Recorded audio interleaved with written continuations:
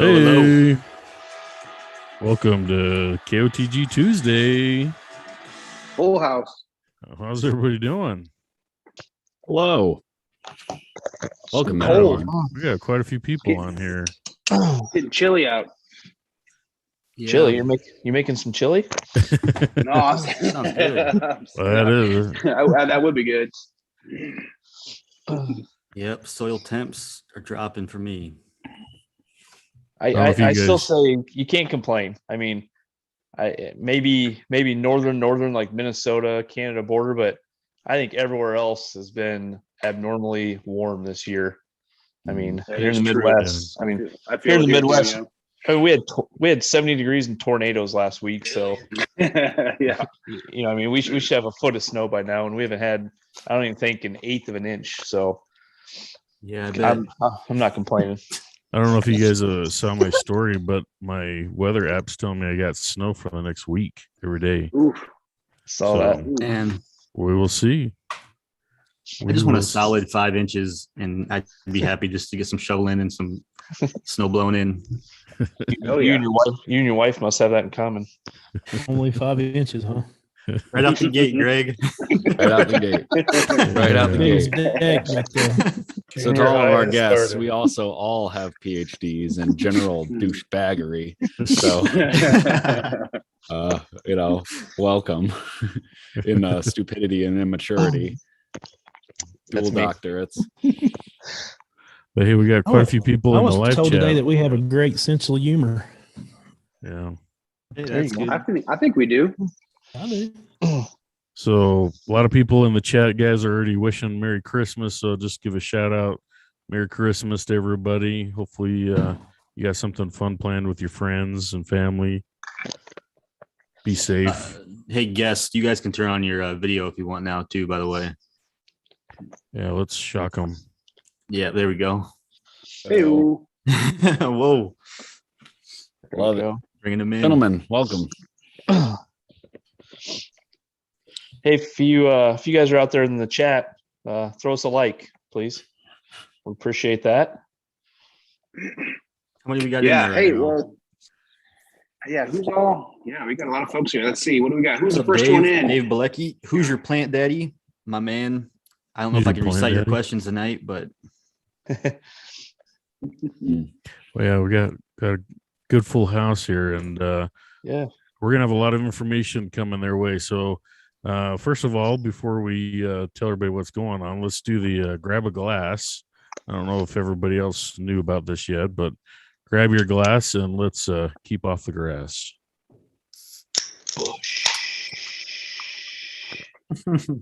Merry Christmas So- and Happy New Year.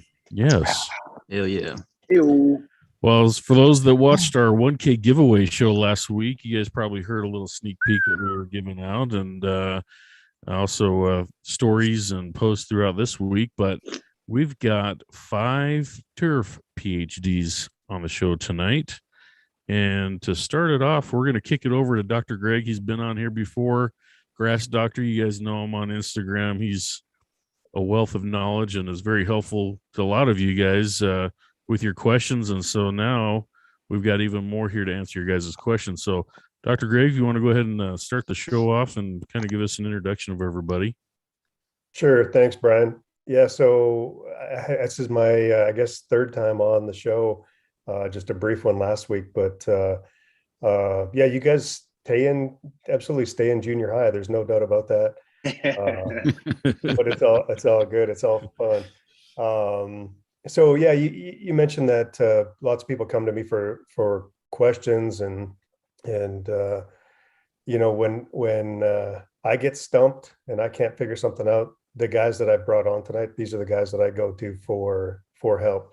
As a matter of fact, a couple of them I was texting with today about some annual bluegrass issues in a stand of Kentucky bluegrass. And so, I mean, we banter back and forth quite often about, this, that, and the other, depending on either who you work with that has specific knowledge or what your area of expertise is, that sort of thing. But yeah, these guys are all excellent at what they do, all full of knowledge and as you see there, I asked somebody to come in from each part of the country so we could have warm season grasses covered. We could have East Coast, we could have Midwest, and we could have the West. And so, regardless of where everybody's from tonight, even including international, we should be able to have somebody at least come up with something that's a reasonable facsimile for an answer. So anyways, so as Brian said, I am Greg, and I'm the Grass Doctor on Instagram. Give me a follow on there. Also on YouTube, I am the Grass Doctor. Check that out as well. And I am a former professor. I a couple of years ago gave that up to join the corporate world. I work for a ag company now that owns a couple of seed companies that you guys are all pretty familiar with, as I see in posts and stuff. But in the process of developing a research farm in mid-Missouri, right across the street from Pharm Dad. And he's never been over, but he will be. You wait. I will. Yeah. And so we're just, it's in its infancy, getting it rolling. We got our first trials out this fall and did rating on them this afternoon. And as somebody was just mentioning, it's been such a warm fall. I planted extremely late because we were dry, and I just couldn't get into the soil. So I planted late October, which is way later than I would ever recommend anybody. And I got great germination. I got grass filling in. Everything looks good for planting that late. So we've got 20 acres that we're blowing up into turf grass research, and questions on chemicals, fertilizers, seed, equipment, et cetera, et cetera. That's the goal of the center here. So anyways, that's enough babbling from me, and I'm going to throw it over to Dr. Mike Goatley at Virginia Tech. Hello, everyone. Mike Goatley. I am an extension specialist at Virginia Tech. I've been here this is my 18th year anniversary. Moved here on December 21st, 2003, after 15 years in Starkville, AKA Stark Vegas, Mississippi. And so I've grown both warm season and cool season grasses in my research program. But primarily what I've done at Tech is I'm an outreach person. I go out and spread all the news that some really top-notch scientists that I work with are doing, and let the world know what they're doing. And again, looking at what you all are doing, what the folks are online, I think it's cool. I look forward to helping. And as Dr. Munshaw said, we were having a little conversation. I didn't have the answers, but I knew people that did have the answers, and that's usually the best way that I can help. So Greg, I don't know if I go back to you, hand it off to somebody. I'll go back to you. Yeah, pass it on, Cale. Hey, go ahead. Everybody, so my name is Cale Bigelow, and I work for Purdue University College of Agriculture. I have a three-way appointment. All of us who work at universities oftentimes are wearing more than just one hat. Dr. Goatley's primary emphasis is extension and outreach, and 50% of my time is dedicated to our undergraduate program as far as the turf science major, recruiting students, training those students, and hopefully turning them into responsible industry professionals, right? So yeah, that's a big piece of what I do. But then I also have a very strong and busy applied research program, very similar to the kinds of things that Dr. Goatley does, evaluating cool season grasses, evaluating warm season grasses, management systems. My training my PhD was from NC State, and so it was based primarily in soils, so soil fertility, constructed root zones, all those other kinds of things are things that are of interest to me. So guys, Dr. Bigelow is a fertility expert. So if you have questions about specific fertilizers, he's your guy. NPK all day, right? Yeah. So, but yeah, thanks for having me. This will be fun. Yeah. Paul, you want to go next? Yeah. I'm Paul Harris. I'm at Utah State University, and I don't have a PhD. I'm a researcher affiliated with the turfgrass scientists in our department. So I work closely with Dr. Kelly Cope, Dr. Paul Johnson. Some of the professors on here probably know who they are, but what I do is I manage their research. So they give me a project, they give me an assignment, or something they want to research, and I'll go do that. My background's in golf course management. So before I came back and did my master's degree and started working for the university, I was an assistant superintendent for about 7 years. And prior to that, internships. And I've been in the grunt world of turfgrass management for about 15 years.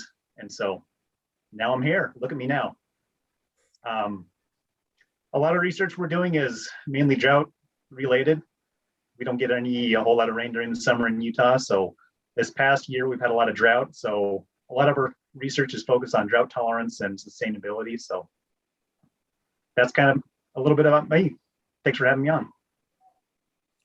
Thanks, Paul. And then Awesome. Dr. Beasley, do you want to finish up? Sure. So I'm Jeff Beasley from LSU. Pretty much we only grow warm season grasses except for like ryegrass for overseeding. I pretty much research, teach, extension, and when I'm bored a little bit, thing called administration. But yeah, we'll keep it simple. I'll answer whatever questions you have to the best of my ability. I got a question out of the gate for all you guys that are college professors. How many of you guys are Iowa Hawkeyes fans? 0. So Nate, who is I don't recognize that school. who is Iowa playing in the Citrus Bowl? Kentucky. I see that. I see that. I was gonna give you a hard time, but no, it'll be good. So Y'all guys were talking Poana already. POA's rearing its ugly head. Yeah, I mean it's a winter annual, right? So it started germinating. Depending on where you live, it's up, and you probably see it. It's not going to be flowering anything yet, but you probably see that light green coming in pretty strongly. We maybe have seed heads down where you already. are. Yeah. Right. Yeah. So where you are, Olee, you may be seeing a fair bit of it. Mm-hmm. So at LSU, Jeff, do you guys have a fair bit of POA at this time of year? It definitely is one of our worst weeds at this time of year. Obviously, during the summer, we get way too hot for POA to persist. But here's the bad news. What we're finding is there's just a ton of resistance to herbicides. And, it used to be easily controlled with things like simazine, and now it's just a matter of time before any herbicide we use is no longer effective. So Even in warm season, like our biggest struggle is we have cool season and we're trying to get rid of a cool season. Even in the warm season, you're having issues. well, you got to remember we're going to have an 80-degree Christmas. So Wow. yeah, so what's your summer is our winter. And so, yeah, POA does really well starting sometime around October, and then it'll persist, into March, April. But once we get into June, July, it's just too hot for it. Mhm. The other problem we got is we have this thing called rain, and we've already exceeded 90 inches of rain this year. Ooh. I wish we had half of that. So We got you have screwed this year. being in a warm season with POA, you kind of have a little more tools in the shed to fight it, don't you? Though than cool season, as far as like maybe spraying it out when there's some warm season that's dormant, or if it does even go dormant. Well, you're naming our problems. Yeah, you guys are on top of it, aren't you? So really what we've gone with in the past is a lot of pre-emergents. And so we'll start spraying sometime in September to really try and rid ourselves, at least prevent it from germinating and becoming a problem. The issue with it is obviously that our grass doesn't always go dormant. As I say, we'll probably have an 80-degree Christmas day. And so, doing some dormant sprays and things, we have to be a lot more careful, especially as far south as we are. Now, if you'd move a little bit further north, you have a little bit of options with using some non-select. But with us, we have to be very careful because people who try to do that stuff wake up in spring with some large patches of dead grass. Let's put it that way.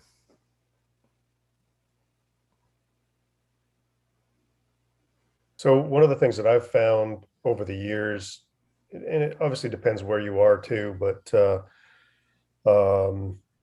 with annual bluegrass being an annual, right, it's going to check out at some point during the summertime when it gets hot. In a cool season stand, if you can, Greg, I think we call that POA puke, right? POA puke, yeah, right.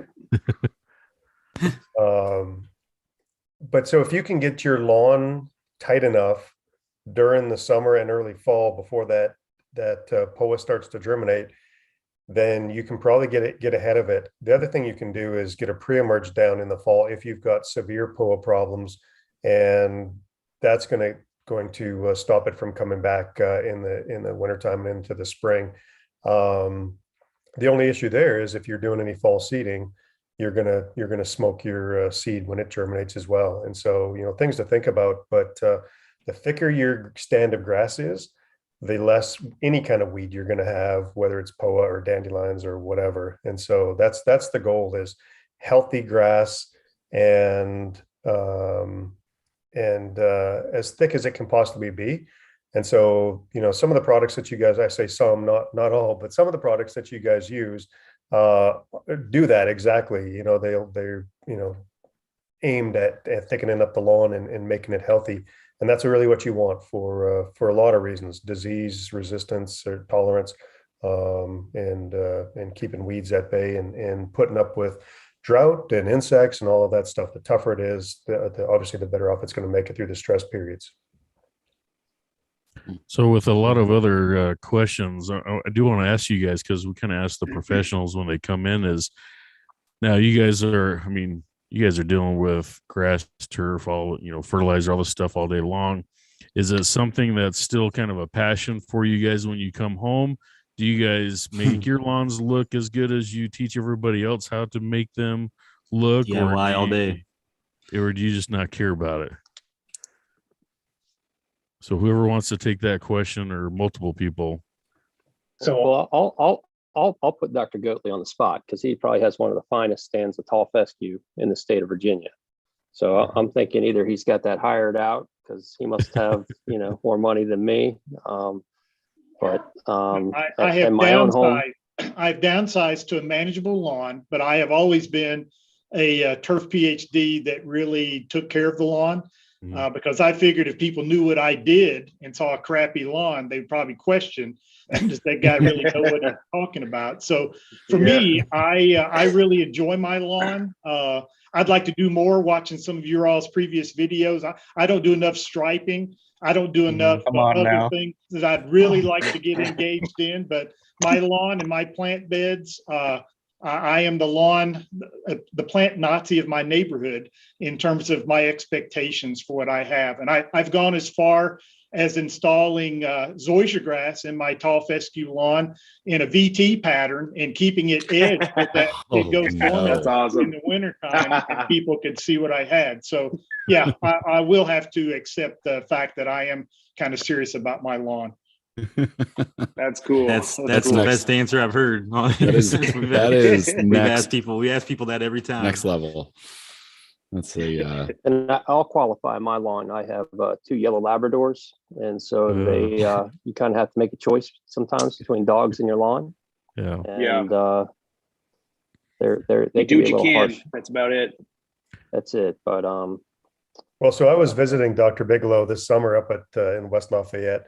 And he has shade in his background. So he has shade trials in his backyard. And so, yeah, he's got issues with dogs and stuff, but he's still doing research right there, right at home.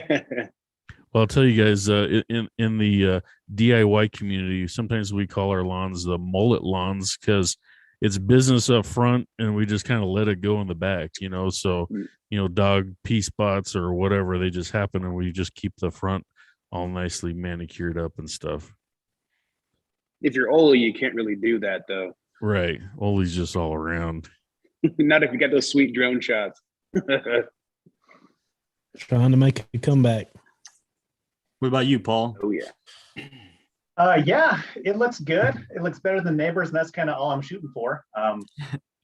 I moved into an older house this past year and ripped out the backyard, ripped out the front yard, redid everything just so I can have it the way I want it, make it more efficient. Planted tall fescue, which isn't a very common grass in Utah. Everything's usually Kentucky bluegrass, but yeah, it's green. It looks good. So, Paul, I do have to tell you, I'm also from Utah. I'm down in Utah County. We got a couple other watchers on our live chat from here. We do have a little bit of a cheat because we've got in-ground irrigation that helps us out here in the desert. So, no humidity. No humidity. I travel around. I was in Milwaukee last week and San Antonio and all over the place, and it shocks me still to drive around and see grass that just grows and grows and grows, or people don't have sprinklers. So, is there something, and maybe the other guys, the other PhD guys can talk to it, would you guys recommend people to have in-ground irrigation if you could control the amount of water that got onto your lawn? Is that something that would be beneficial to you in your lawn? I'll let somebody else comment on whether they would like to have irrigation or not. But one of my issues with homeowners having irrigation systems is they think more is more. And so they're irrigating way too much. And usually the soil is swampy. And they don't realize that having too much water is just as bad or worse than having too little water. And so that's my issue with homeowners having irrigation systems, because they just don't know how to use them and they just run them all the time.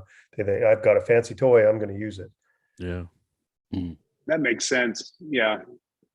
So in terms of, and I'm going to say this without the cast here getting on me, how many inches per week would you recommend? You got to load the question, don't you? Yeah. Trying to do without a smile. I tried my best. Keep straight face. Do it without a giggle, and we'll answer. It's a good question, That though. was pretty good, Yeah. Nate. That was pretty good. I'm impressed. You're maturing. Yeah. What's an optimal? We could jump this back because Paul's probably got some experience with this. And, a default answer that I got from one of our mentors many years ago is it depends, right? I mean, typically, somebody asks a seemingly simple question like that: how much water does a lawn need? And, from where Paul is, the evapotranspiration rates are very, very different than what Jeff would see, or I would see, or Mike would see. One of the things that is a bit of a focus for my research program right now is exactly that question: is how much water does a lawn actually need? And so there's a bunch of different ways to approach the irrigation strategy, but historically it's been what they call set it and forget it. Somebody comes to your home or you do it yourself. It comes on every day, maybe a certain number of minutes. It could come on Monday, Wednesday, Friday. What we have not done very well in our industry is the whole idea of precision irrigation, trying to take a lot of information. And I've got some students that have been working on that right now. An example of that was I have an individual that works with me right now. Her name is Jada, but she did a master's with me. And one of the things that I challenged her to do was to try and figure out irrigation differences between Kentucky bluegrass and tall fescue. And the way that she dealt with that as far as irrigation needs was we set a green color threshold. So basically we went out and, well, I didn't, she did. I mean, she's a lot harder worker than me, but she went out and imaged plots twice a week, and she would take a picture of the plots, run them through a computer program and figure out how much green color was there. And anything that fell less than 70% green color, she would add a half an inch of water to. Okay. It took Kentucky bluegrass roughly 18 days to get to that point, and it took tall fescue somewhere around 40 days to get to that point. So when you come back to this question of, how much should you irrigate a lawn? It depends. Do you have older Kentucky bluegrass cultivars? Do you have some of these new improved turf type tall fescue cultivars? And, water conservation across anything involving plants is a huge issue right now. I mean, there's some water scarcity issues in the state of Indiana. Obviously, Utah has its own issues because, Paul, how much rain do you guys get a year? 5 inches? So we get most of our precipitation from probably September until maybe April or May, and actual precipitation, maybe 5 inches. The rest comes in snow, and in the mountains we get a lot of snow in the mountains that melts into our reservoirs and groundwater. But usually during the summer months, we might get a quarter of an inch from June until the end of August. It's crazy. So, and if we get a storm with 0.2 of an inch, that was a big storm. We're high-fiving each other. We're we're like, yeah, we're out of it now, guys. We got almost a quarter of an inch.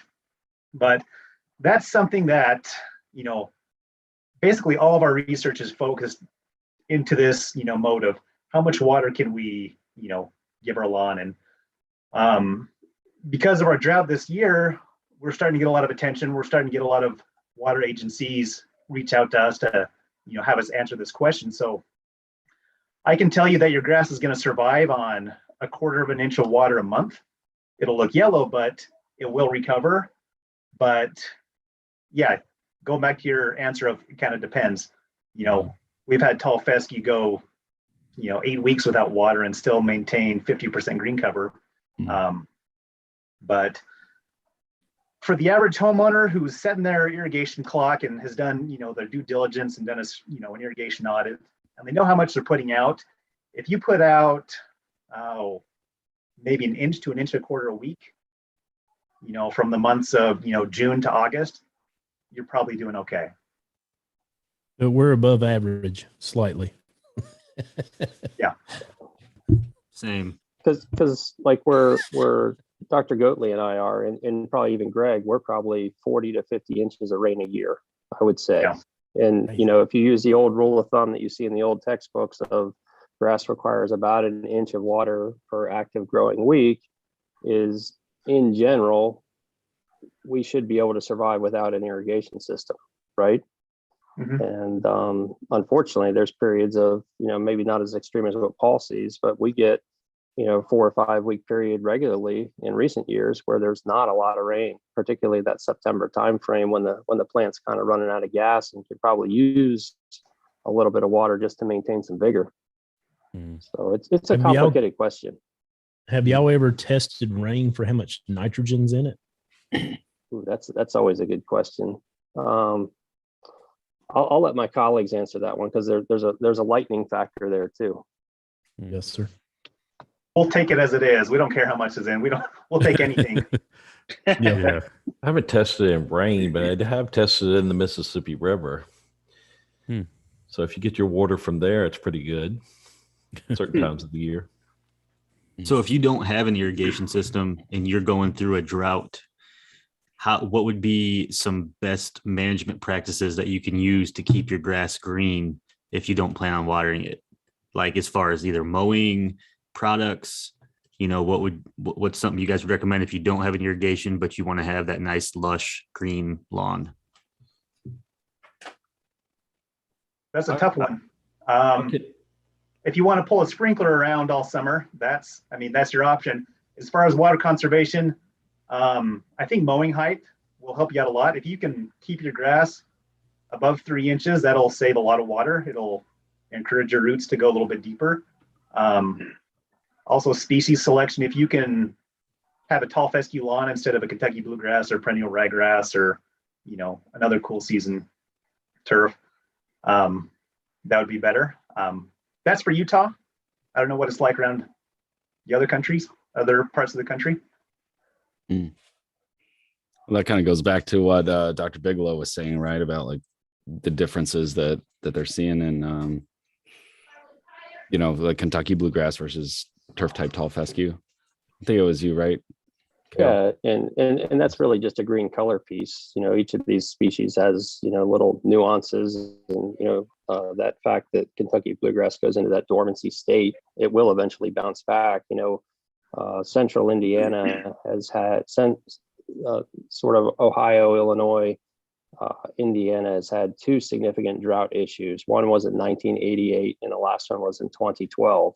And these were these extended periods of drought. And I can remember talking to my predecessor who was in my role in 1988 and when we had the drought in 2012. And I said, well, everyone's saying their lawns are going to disappear. I mean, we'd had like 8 weeks of no rain. I mean, very, very, very small amounts of rain, but I was surprised how many lawns actually bounced back. And I think a lot of the lawns, particularly the older lawns, were ones that had Kentucky bluegrass in there, in those lawns, and that dormancy mechanism kicked in. And eventually when September came around and the rains came back, they survived. But if a lawn in that situation gets a lot of traffic, vehicular traffic or mowing equipment or something of that nature, the plants are less likely to be surviving those kinds of conditions. Mm-hmm. Yeah, that was going to be my next question. So, I mean, we have, people that kind of run the gamut, that watch the show. And, one of the things that I was wondering is, have any of you done research? And I'm talking more about cool season grasses. I live in New Jersey. I have a turf type tall fescue lawn with about 10% Kentucky bluegrass in it. So this is kind of geared, I guess, more towards a cool season grass type. But at what point has there been any research done on at what point in terms of irrigation and in terms of heat does the grass kind of cross over from going into dormancy in the summer months and the summer heat into actual death? And, at what point does that kind of take place? And like how dry or how hot does grass need to get to actually die in the summertime, I guess, is an easy way to put that question. That sounds like a Dr. Goatley question. He's the one that did all that physiology stuff for his PhD. Yeah, but it's a great question. And it's another one of those, as Dr. Bigelow said, it depends. I think you can look at data that and Cale and some of my other colleagues here are probably doing similar type trials. Paul has it naturally with getting so little rain, but in Virginia, if we're going to test drought stress, we have to put up rainout shelters. And so we've been doing rainout shelter research recently with the Turfgrass Water Conservation Alliance group, evaluating Kentucky bluegrasses. And the genetics in these bluegrasses that as we dry them down, there are very distinct differences in the dry down rate of which they retain their color going into the drought. And in some instances, those same grasses bounce back quicker. In other instances, they don't. And I always tell people that you need to look at those types of data and what we see in terms of which ones survive, which ones bounce back. We're looking for the best of both worlds, but sometimes in those varieties, you're not going to pick up one that both retains its color longer and then comes back quicker. You might, but it's not always absolute that works that way. But that's what I tell people to look at is we've got data that are out there between NTEP, between TWCA, that we can kind of point people in the direction of which grasses will give us that longest lasting color response and hopefully bounce back quicker. And then Brent, to follow up on that a little bit further, it depends really on, how hot do you get? The dryness is one thing, but then is it a quick shot? Does it get to 110 one day? So if it's just an acute one-time stress, maybe not a big deal, but if it stays ridiculously hot over a longer period of time, the longer it stays there, obviously the more issue that you're going to run into. And then it depends on the kind of grass too, right? So tall fescue has better heat tolerance than Kentucky bluegrass or perennial ryegrass. And so, those grasses, the Kentucky blue and perennial rye, are going to succumb to high temperatures much quicker than tall fescue will. The problem you're probably going to run into before you get just death from temperature, Dr. Beasley down in LSU is going to run into issues if he's growing cool season grasses. I was just down there this fall, and they were talking about ryegrass on the stadium, how these new ryegrasses are so improved that their heat tolerance is crazy, and they were having the ryegrass persist on that Tiger Stadium well into the summertime, which is crazy. But then eventually it just gets too hot and it cooks it out. But you also run into disease issues, right? The grass gets so stressed out and it's so humid, especially through most of the East and the Midwest, that you get diseases and what we see a lot in the south with ryegrass on Bermuda grass is just Pythium like crazy that just wipes it out. Mm.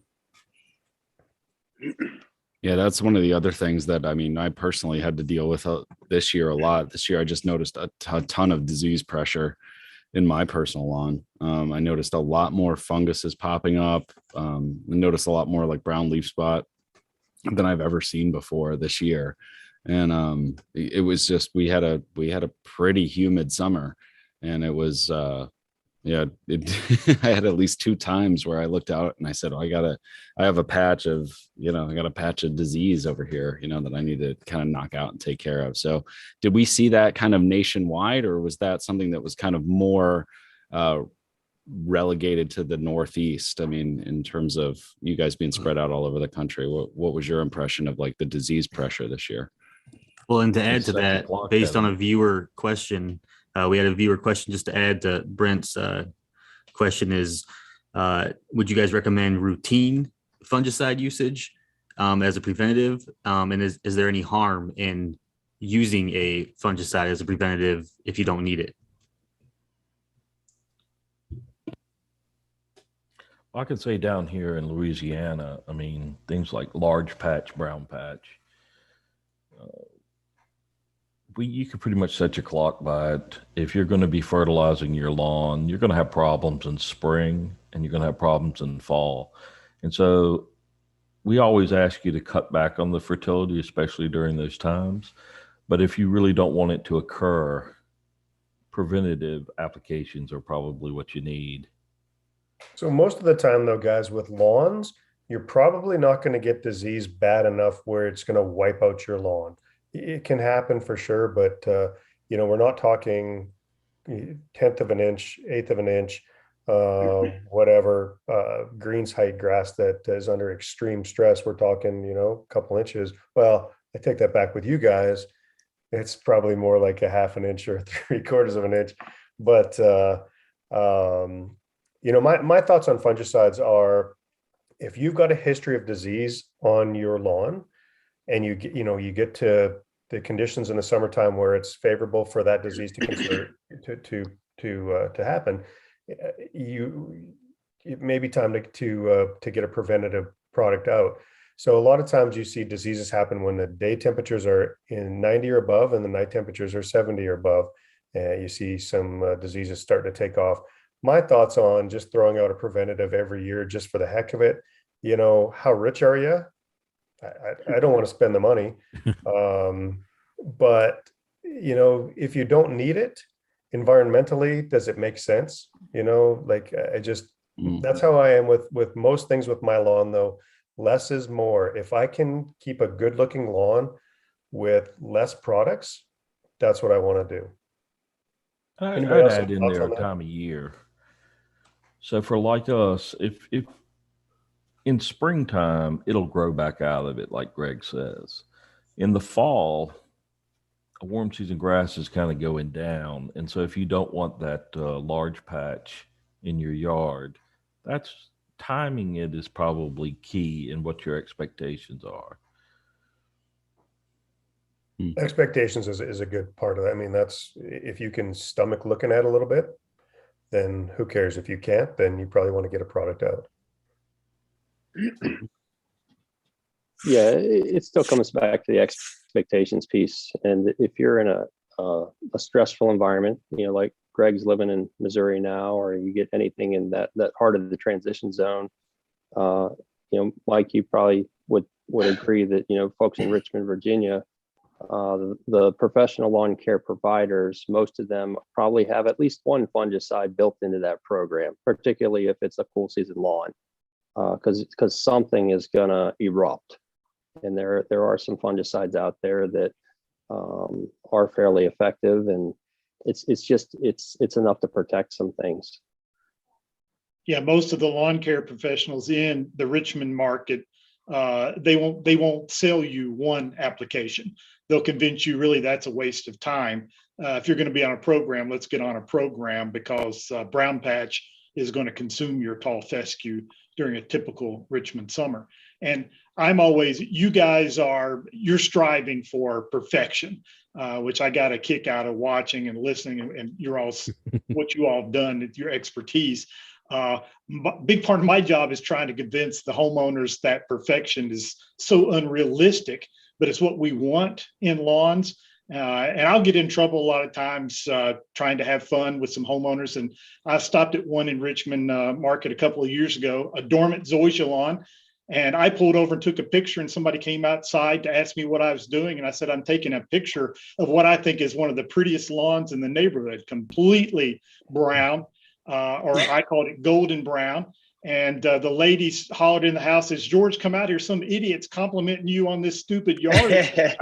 And George comes out, and I was like, I love it. It's beautiful, weed free. And he's like, yeah, no maintenance, etc. And I said, yeah, I said, this is, to me, is the prettiest lawn in the neighborhood. And the wife said, I can't believe that. And I said, well, look at that tree over there. It didn't have a leaf on it. You should cut that tree down. And then George said, maybe you should leave because he's getting ready to come after you. I've got people now painting using colorants on warm season lawns and even on cool season lawns over in the Williamsburg market when they get under stress during the summer. And I tell folks, don't forget that that's one way to achieve that color, because that grass is naturally doing what it's supposed to do, which it's shutting down to survive. There was a question going just real quick. I want to just piggyback on that that zoysia comment. There was a question I saw earlier in the chat, and I don't remember who put it in there, but they were asking about plugging or transplanting dormant zoysia, and if you've seen any successes in doing that. Is that a possibility? I don't know anything about zoysia, so well, where I are think they that was at? the question. Do you know their location? No, maybe whoever it was, if you could just ask the question again, or just say, hey, I asked the question and here's where I'm at. But somebody had asked that, so I wanted to touch on that real quick. So the further south you are, dormant sodding works. You know, if you're in Florida along the Gulf Coast, it works. I mean, once in a while we have this thing called snow, but it happens every 10 to 12 years. And it really isn't going to kill it, but it might, you might get a 10, 20% loss. But dormant sodding really works very well. It gets a jump on when it greens up in spring.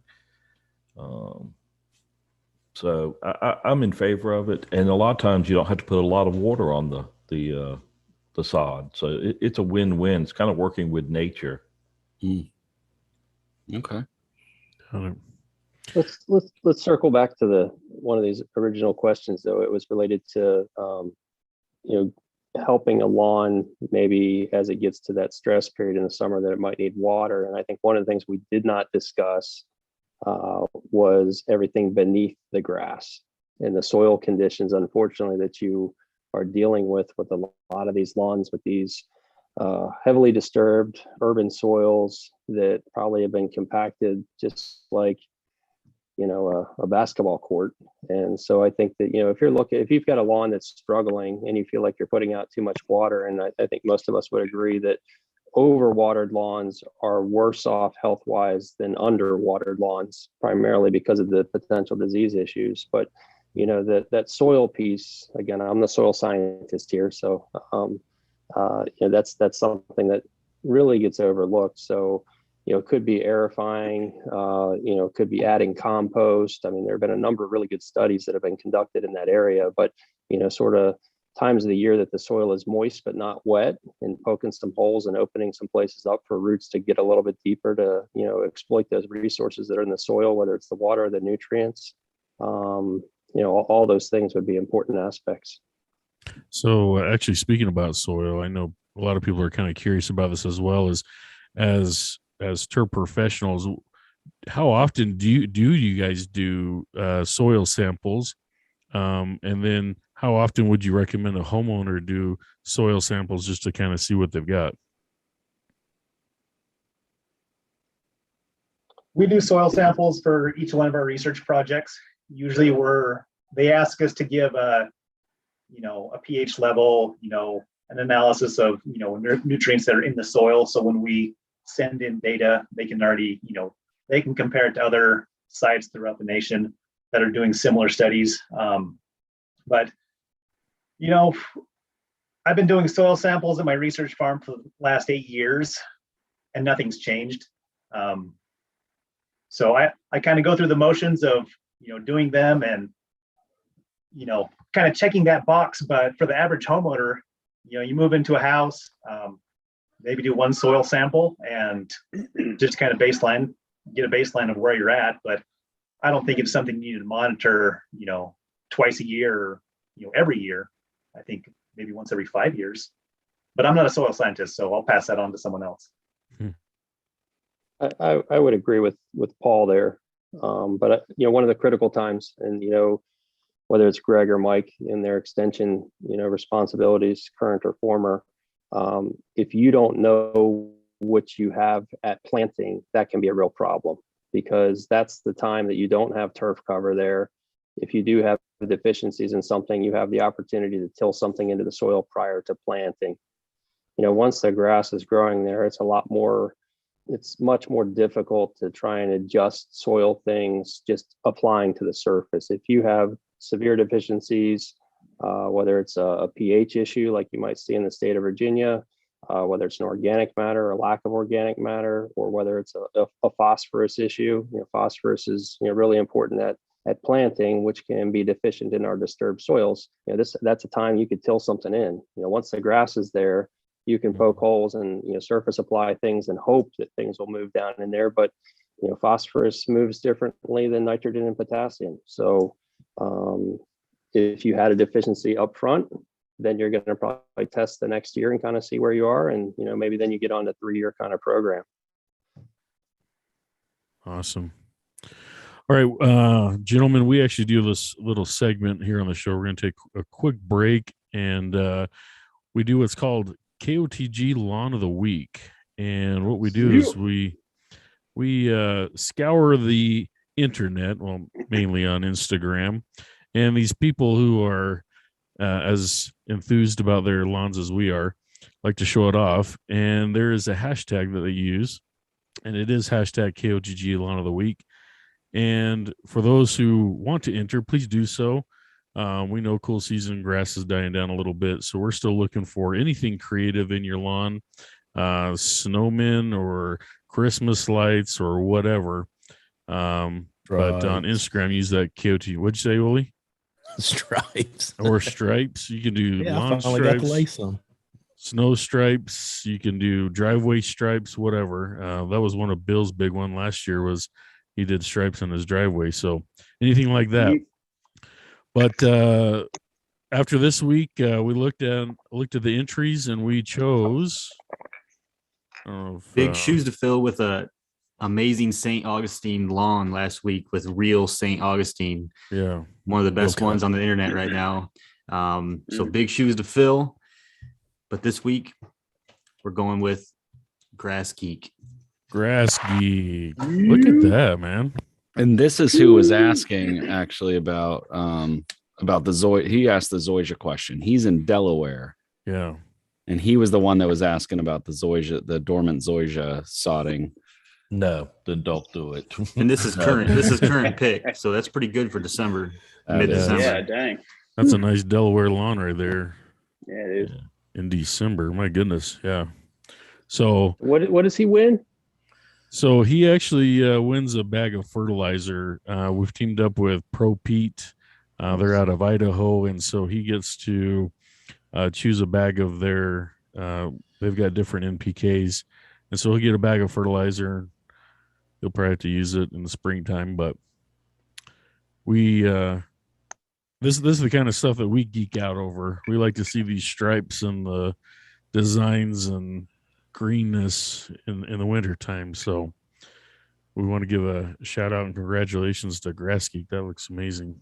Yeah, doing better than me, bro. Say that much. Doing better than me. And then along with that, Dr. Gregg said he's got some stuff to give away to our people in the live chat. So, Dr. Gregg, you want to, what do we have for a giveaway tonight? So I hate that you asked me that, Brian, because I don't remember what I sent you, but a bunch of hats and everybody was talking about chapstick last week. So whoever Yeah. wins anything gets some chapstick thrown in. And Nate, I'll make sure you get one as well. Even though your team is going to lose, and maybe you'll need that to stop the burning after you. Oh, He'll need one for each lip. Dear. he's gonna get He'll some need one chapped for top lips lip from and that. bottom lip. But we've also got a sweet Mountain View Seeds Carhartt vest. To give away to some lucky Sweet. winner, and a Mountain View Seeds Bose. What are they called? Bluetooth speakers. Bluetooth speaker, right? What? Dang. Oh, that's badass. Wow. Right on. I don't remember how many hats I sent you though, Brian. I don't remember You either. sent me a picture of 6 different MVS hats. Okay. So there's a couple Landmark Seed. There's 2 Landmark Seed Company hats. There's a green MVS hat, a blue MVS hat, black and gray one, and a tan one with the leather patch. So Whoa. I'm gonna log into my personal account real I quick know. on YouTube. All right, so we got 6 hats, so we want to do 6 drawings for hats. Yeah, that's fine. And whoever chapstick. wins first can pick whatever color they want. Chapstick. Okay. So you said that each of them would get a chapstick. Is that what I heard? That's what you heard. Yeah. All right. All right. And and then the grand then prize is going to get that Bose speaker. I That's, know. So we'll do the vest and then we'll do the speaker at the end. How's that? That's fine. All right. So what we need you guys to do is type in the chat. Let's do PhD. So in the chat, type in PhD if you guys want to enter in for this giveaway. And while I'm gathering names, Zach has a bunch of questions for you guys, for you doctors. What some of the viewer submitted questions. So he's going to rapid fire those off for you guys. So feel free to answer. There's just a few, and we kind of you guys kind of talked about some of them that we got submitted, but one, and it's kind of been a hot topic and people have talked about it, but oxides in fertilizers. I'm going to kind of paraphrase what this person said, but I mean, you see fertilizers and, different types of sources, but some have a lot more oxide sources in them than, whether it be a sulfate or whatever the case may be. So, I mean, what are oxides and can they benefit your lawn in a fertilizer? Normally it's like iron oxide, right? Well, there's magnesium Basically rust. oxide. There's oxide about everything. There's about a form of any micronutrient. Gotcha. I'm going to hold on to this question because I think this would be a great one to use at a PhD defense, right? Well, that's why we're asking it. I'm more looking at the micronutrients is what I think they're getting at is being oxides in a bag. Is that just a waste? Is that just filler? As far as being plant available. I'm waiting for Dr. Bigelow to jump in because he's our fertility expert. That's right. Me too. Well, there'd have to be an oxide of something, right? So isn't that just like we're just talking like a carrier, like a different formulation of something that we're already applying? It's just in this oxide form. Is that Ammonium worth it? Is that nitrate what we're is asking? faster than ammonium sulfate. Or is it like what the microbes can produce with it? I don't know. Does it make a difference? We can move on. Next question. It's a little late in the day, so my brain's a little foggy. But when we deal with fertilizer labels, we're oftentimes dealing with guaranteed minimum analyses, right? What's legally allowed to be expressed on that label that's guaranteed to be in that bag, and through all these chemical labels sort of fall under certain umbrellas. And so fertilizers fall under different things that might be similar to other industries. And so the oxides are just a way of expressing oftentimes a certain type of element that's in there. The plant doesn't really use the oxides. The plant uses those elements. When we learn about soil fertility, we learn about things like potassium, or we learn about nitrogen, or we learn about phosphorus or iron or some of these other kinds of things. The oxide is a way that sometimes things are expressed based on a weight basis. So the short answer, ignore it. Okay. You're looking for, does it have iron? Does it have potassium? Does it have sulfur? Does it have some of these other kinds of things? That's the true important piece. Well, one of the things that we've talked about on the show before is, putting down any kind of iron product, and that anything that's got an iron oxide is going to be not necessarily effective, or certainly not as effective as like a chelated iron source. Am I right in, saying that? So I think was that kind of where they're coming from, Zach, and asking that question? Was that kind of related to iron, or was that just related to any kind of micronutrients? The exact question was regarding a bunch of micronutrients on a bag that were all oxides, whether it's like magnesium oxide, manganese oxide, iron oxide. That's what they were getting at, versus like magnesium sulfate or something like that. Well, I think you need to go back to basics. Why don't you take a soil test and follow that? Because if you don't need it, why put it down? Well, they were saying like, if let's say you needed magnesium, but it was in the oxide form on a bag, like that's what they were getting at.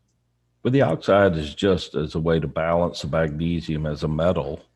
Right. So once it enters the soil and it's subject to hydrolysis, the magnesium should become available.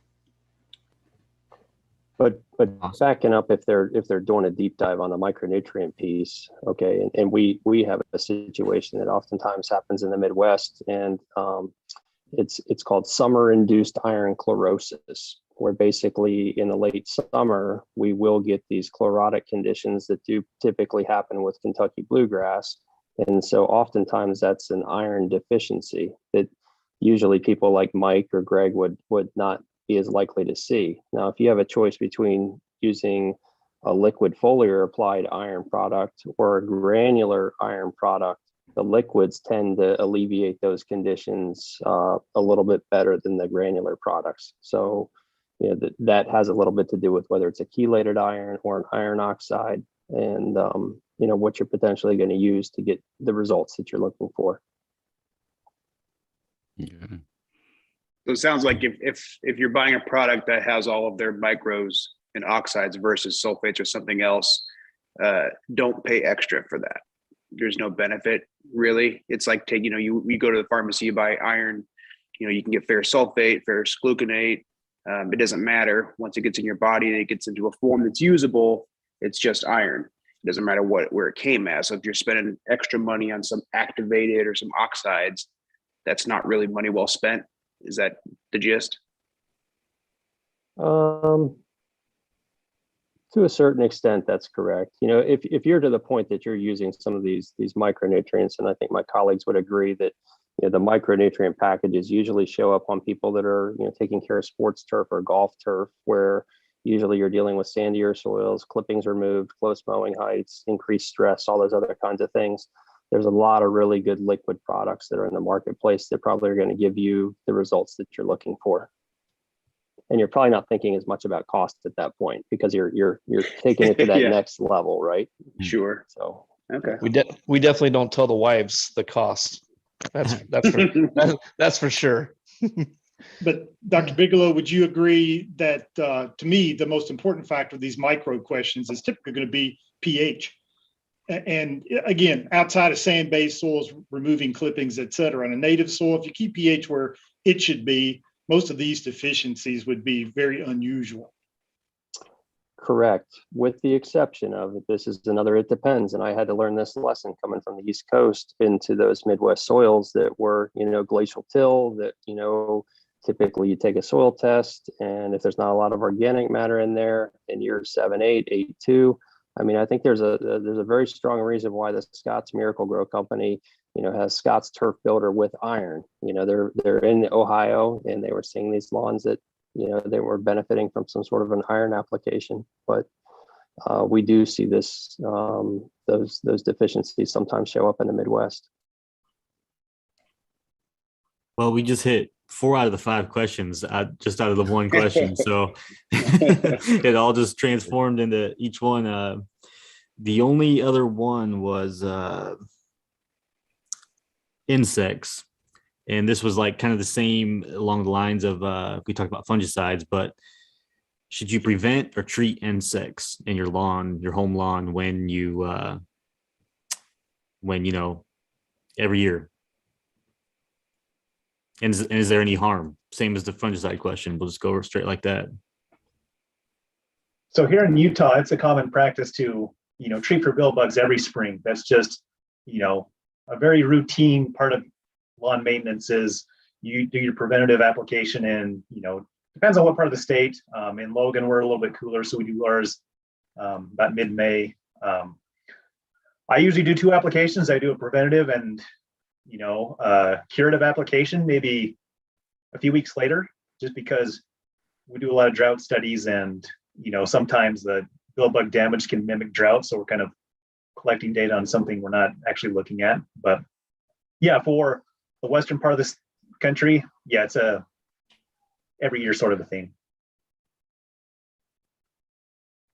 And throughout the cool, humid region, if you're a professional lawn care operator, typically there's going to be something in there for the prevention of white grubs, especially if you're growing Kentucky bluegrass, turf. By the same token, we have a colleague who has another YouTube channel. His name is Dr. Rick Brandenburg, and he has something called Turf Bugs and Rock and Roll. And if you get a chance to check that out, he's got some interesting information on there. But this year, he's been in the business for a while, and he said in all of his years, he's never seen the armyworm issues as bad as they were this particular year. And Hell, yeah, they were something, and they affected lawns, they affected people's hay pastures. I mean, it was crazy just watching it unfold on social media. But is that the kind of thing that somebody's going to apply an insecticide for next year? I can't answer that, but I know a lot of people got caught with their pants down, and but that's a different insect than the white grub. So there's there's different chemistries, and it's going to be a case by case situation. But if you have a high value turf, typically people are protecting things. So we had armyworms are terrible where we're at. And it's kind of that thing, you go to bed at night, the next day you wake up and it's all brown. Here's what I'll say. I'm a little scared of homeowners and insecticides because I've talked to homeowners that have applied like 12 applications. And insecticides are a different pesticide that you really need to be careful of. And I don't know with armyworms that preventative has really been effective in our climate. So I think you treat when you have to, but you do it as judiciously as possible. And the other things we have found is that armyworms like select grasses, and they don't seem to like zoysia grass a lot. I know they like fescue. They eat up St. Augustine like it's dessert. They like Bermuda grass too. I was in Mississippi this summer when the armyworm mess came through, and my father-in-law's backyard is Bermuda grass, and it just got tore up. But he made a shot of whatever insecticide he bought at the local ag co-op, and I mean, it knocked them out. I mean, they were nasty, rotting little worms all over everywhere, but it knocked them out, and then that Bermuda grass recovered. And so that's one of the nice things about a Bermuda grass lawn getting tore up, is it's going to likely recover from something like that. If a fescue lawn is all the way down to the crown, it may not recover as well as something like Bermuda grass that has stolons and rhizomes for it to come back. And that's what happened in Virginia this year, as y'all probably experienced up into New Jersey. And as Cale said, we follow what Dr. Brandenburg's talking about in NC State territory about what's coming our direction. And we knew it was coming. We didn't realize how bad it was going to be, but this was the first year that my entomology colleagues here at Tech said they'd ever seen grass actually killed by fall armyworms, and they were in the crown. And an interesting little kind of sidelight that came from it was the professional lawn care people discovered that if they had been using acelepryn as a white grub control product that has very extended release characteristics, kind of season-long control. It also picked up those armyworms. Now, that is a very specific and very expensive insecticide. And for what Dr. Munshaw was talking about, a lot of people were spot treating with bifenthrin, and that's an immediate knockdown, but that's all it is an immediate knockdown. And we had second generation, even in some cases of warmest climates, we had a third generation of armyworm show up this year, and that does not happen in our climate. That's what Olee saw, right, man? Yeah, Olee, that's your story right there. Story. Yes, sir. They eat 40,000 square feet of my 3 acres in like 4 days. And I had never seen armyworms, so I didn't know what was going on in the beginning. But this year, 2022, I got me a gallon of acetoprin, so I'm ready. Nice. Now, there was also a question that David, a KOTG alum, was asking. He said, what's your preferred nitrogen source? Ammonium nitrate or ammonium sulfate? Let's take that a little further, Brent. So I like that question, but let's get into also, is there benefits of buying the fancy turf products that are way more expensive than the ag products? I'd like to just throw that out to everybody as well. Mm-hmm. Hell, that question is a damn whole episode right there, Doctor. Right? It is. But leave it up to David, Mr. Lushlawn, to give us a whole episode's worth of things in one question. And he's talking about 2 different nitrogen sources, and one of them's quicker than the other, and one of them is more available in cooler weather. Correct me if I'm wrong, but the ammonium nitrate is more effective in cooler weather, right? Than ammonium. But ammonium sulfate, you can't beat the speed in the release of ammonium sulfate, especially if you're melting it and spraying it. Well, in my opinion, cheapest. I think they're so similar to each other that it's 6 of one, half a dozen of the other to what you're picking. I think they're both going to do something similar for you. And Dr. Bigelow said earlier, it depends and what you're looking for, what's available. I always get questions, y'all ask me, do I have a good lawn? I do. And well, what do you fertilize with? And I'm like, it depends on what I feel like for this year. And I bounce back and forth between, I might use a little organic, a little milorganite, something like that in the fall. And then if I feel like I need a boost of color, I might even hit it with ag grade urea at a 0.5 pound of N per 1,000 just to kick it in the pants and go. And I'll throw some ammonium sulfate in. So I tell people it's not written in stone, but you got to know the principles of how much and what it can do when you're making those applications. And that's what I try to teach folks. When you do the urea, is it granular or are you melting it? Just granular. And again, in more manicured turf for what people can do if they want to apply foliar to melt it. What a great option. But for me, I'm just going out trying to time it with a rainfall event. I don't have an irrigation system in my lawn, and I try to match up with a time when I'm hopefully going to get a 1/4 inch of rain and put it out right before that, and it works great. Yes, sir. I don't know about the other professors here, but I probably get this question about 5 times every Thanksgiving dinner, and now that Christmas is coming up, probably get it 5 more times. But for our research farm, we go to the tractor and seed store. I buy urea. I buy the cheapest stuff. I'll mix it. On some applications, I'll do an ammonium sulfate if I want to melt it down. But yeah, we do granular urea. I tell people to keep it simple. So what are your all's thoughts on products that have amino acids in them and molasses and all of these things? Is there a benefit to a lawn with a product like that? Like biostimulants, kelp, humic acid. We can go down the whole route if you want. Sure. I don't think it's a replacement for doing the basics. For a lot of these biostimulants, I'm not here to say whether they work or don't work, because I think there are too many of them. to know.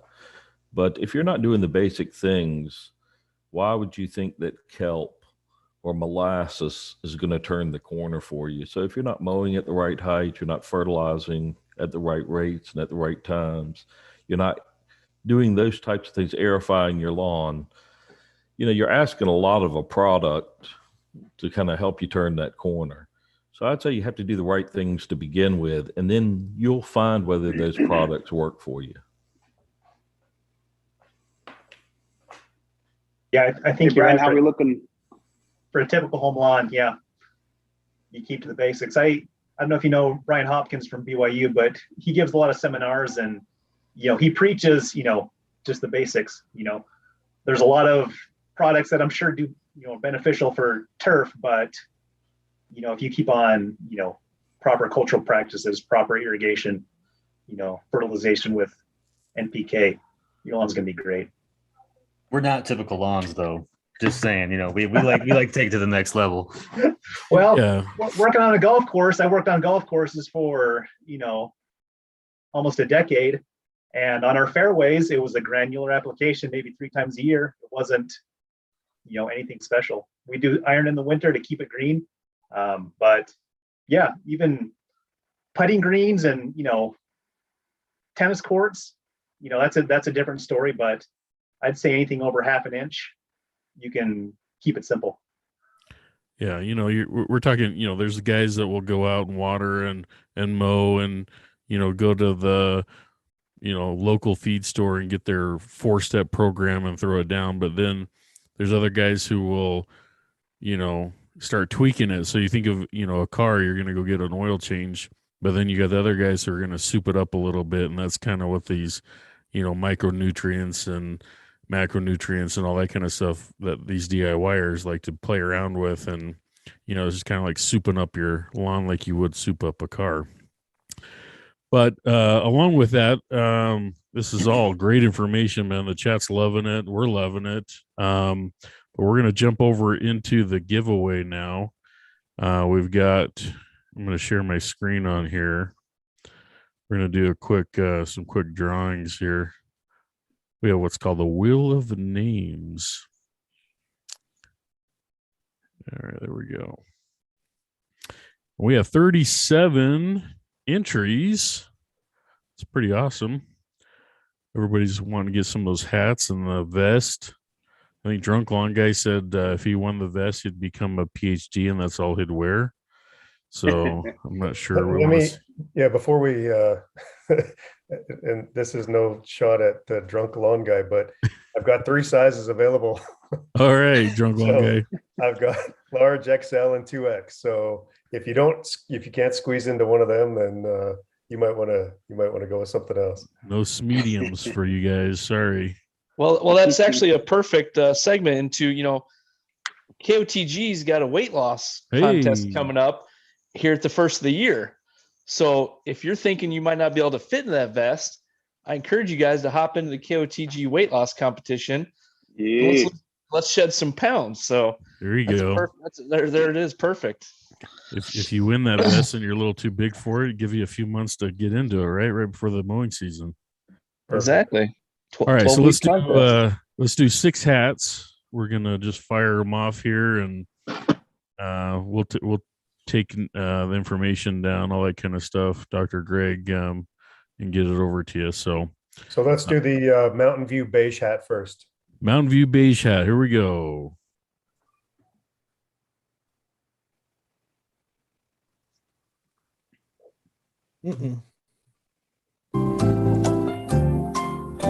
Hey, living in the middle. That's I believe Alex Carney's wife, somebody's wife who won last week too. So now she won something. Awesome.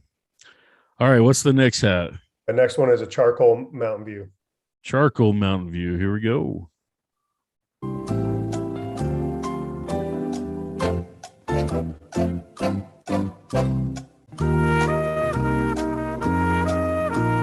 Awesome. On the lawn training.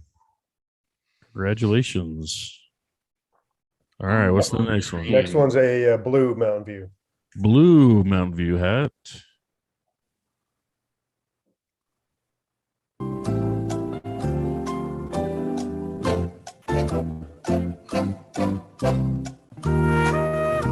Keith Harris. Congratulations. I also forgot you guys are getting chapstick too. All right. Keep it moist. So certainly all the people getting the Mountain View hats can get a chapstick. The landmark ones, I'm not 100% sure on. I don't know Okay. that we have chapstick for Mountain View, but All maybe right. it'll work something out. Next one is a beige landmark hat. Beige landmark. Here you go. You might not get chapstick. You might. We'll see.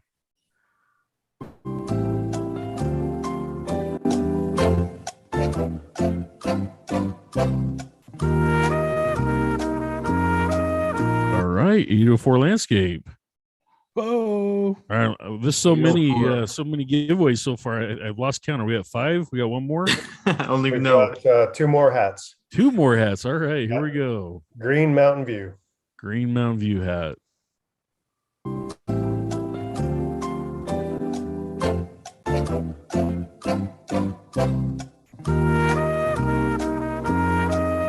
Hey, Michael Check. Last one is a charcoal landmark. This is a charcoal landmark. All right, here we go. Charcoal landmark hat.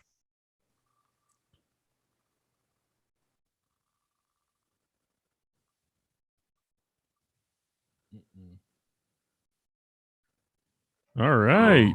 Smoking Mohawk. Man, he's won a Monkey. couple times. That Past few guy's weeks. lucky. Yeah. Lucky dude. You need to go buy a lottery ticket, dude. All right.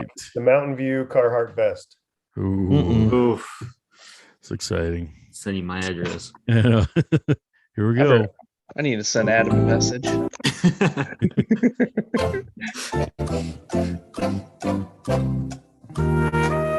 Hey, Kendall Eschbach.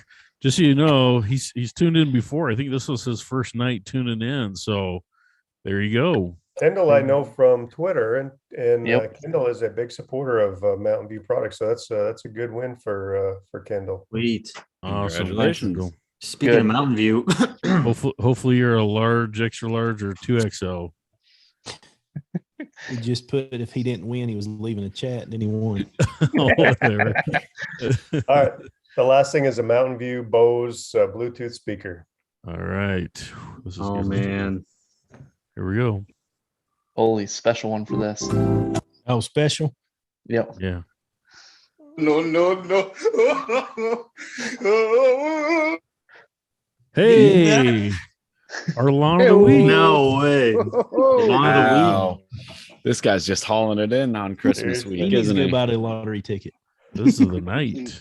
All right. Congratulations, guys. He's been a long time listener, so that's good. Yeah. That is. So, Congrats, Dr. Greg, bro. do you want them to message you directly or? That's fine. If you DM me and send me your addresses, we'll get those sent out. And Kendall, get me the size of the vest that you'd like to have. That's awesome. Kendall, why don't you let us all know in the chat what size? That way we know it's available so we can harass Dr. Greg about the other sizes he has.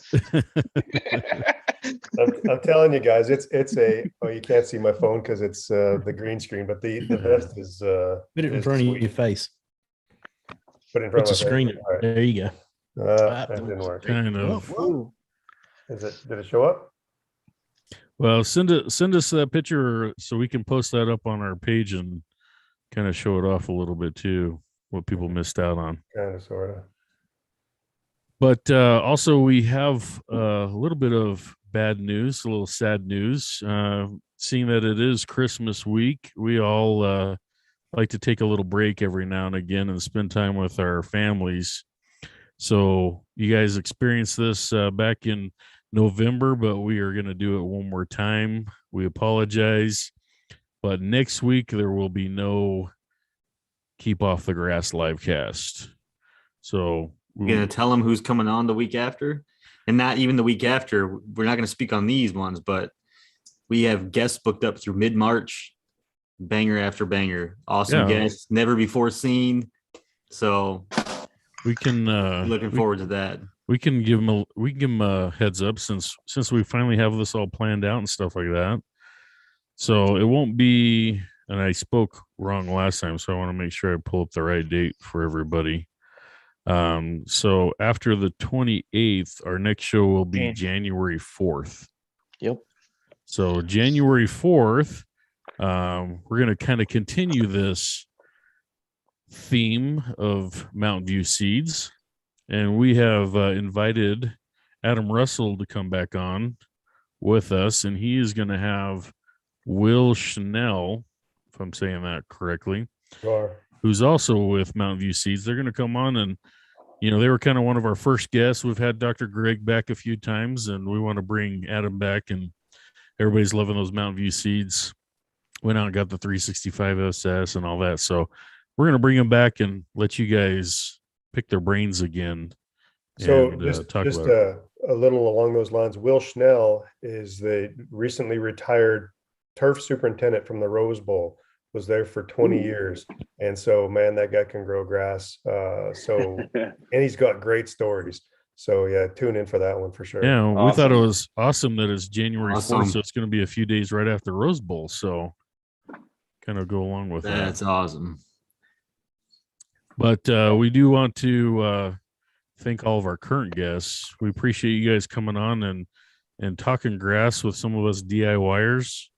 We're a little nutty when it comes to our grass, so we enjoyed you guys